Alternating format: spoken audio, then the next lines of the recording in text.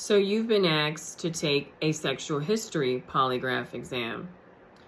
With a sexual history polygraph exam, this exam is a little bit different than any of the others because it's complex and the length. This test is very long. I have sat in sexual histories for up to 5 hours before. Sexual histories cover your lifetime. What have you been doing during the course of your life? Or what have you been doing as far as sexual offending behaviors since the age of 18? That's what's covered.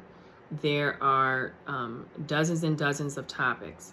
Here at Conrad Polygraph, what we do is we typically send a sexual history questionnaire form out to the therapist, and the therapist will administer the forms to the clients, and the clients are able to write down their histories, think about their histories before coming into the polygraph office, so that when it's time for the client's exam, that person is ready and they're not in their brain trying to figure out, well, did I do this? What happened here? It was so long ago. Maybe in some of these situations, drugs and alcohol were involved. So it gives a client a chance in advance to think about their history and then come into the polygraph office ready for the exam. So with a sexual history polygraph exam, please give yourself about 3 to 4 hours of a visit.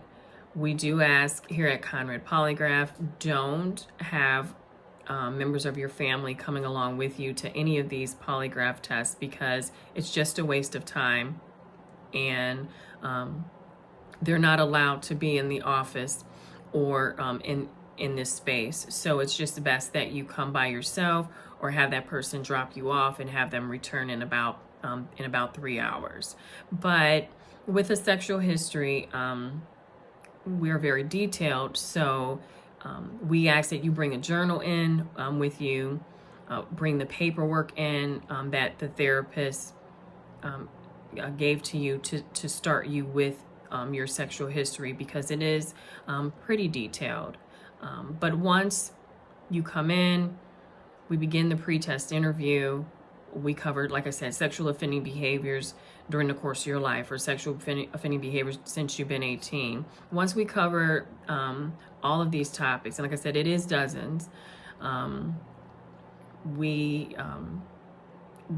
examiner will then select the questions or concerns that the therapist, as well as the officer, the supervising officer has, and then the polygraph test will be conducted. The report does go out to the therapist as well as the parole agent or the supervising agent. The reports go out to them, and then when you get into group, of course, the therapist will address how your polygraph went, and they will have the report in hand.